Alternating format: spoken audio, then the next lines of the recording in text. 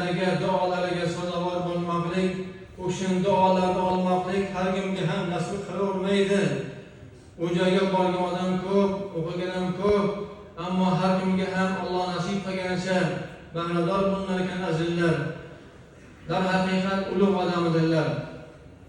Benihoyat salomatlik, ilmlari bepoyon bo'lsa-da, nihoyatda sodda muomala qilardilar. Hazilkashlik muomalalari bor edi. Yaqinginada o'tgan haftada va Alloh seshanba kunida ekan Ahmad Xondomli ikkovlari doim birga yurardilar. Buxoriy sharifga bordilar. Birga suhbatlashdik, ozgina ziyofat bo'ldi, taomlashdik. Yana qaytmoqlikni iroda qildilar. Men aytdim, uzoqdan keldilaring axir, vodiydan kelish osonmi? 1000 kilometrga bir kecha dam olib qaytasizlar desam, uzr bayon qildilar. Xodimlarga tezroq qaytamiz deb va'da qiluvdik, deb yotmasdan qaytib-oldilarda, Alloh Parvardigor oxiratlarni obod qilsin, qabrlarini munavvar qilsin. U zot ulug' zotlar haqiqatan shahidlar maqomini Alloh nasib qilgan deb umid qilamiz. Chunki payg'ambarimiz alayhisalom marhamat qilganlar muborak hadislarida shahidi a'lolarni sifatlarini bilasizlar.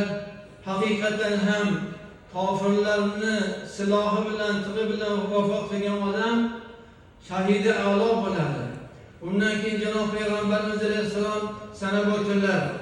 Al-g'ariqu shahidun. Suvga g'arq bo'lib o'lgan odam shahid hukmida ketadi dedilar. Shahidi a'lo bo'lmasa ham shahid maqomini va'da qildilar. Val hariqu shahidun. Olovda o'tda kuyib o'lgan odam ham shahid bo'ladi dedilar. Vallazi mata tahta al-halmi shahidun. Vayronan tagida qolib vafot qilgan ham shahid bo'ladi dedilar. Val mabtunu shahidun.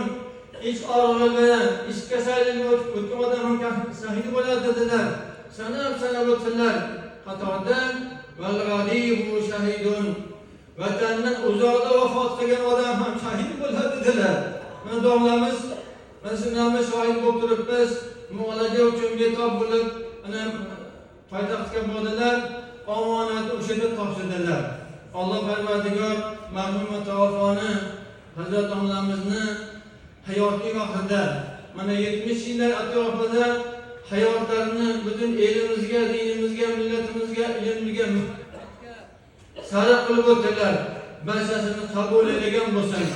Azizlar, banda xatodan xoli bo'lmaydi, gunohdan, kamchilikdan xoli bo'lmaydi.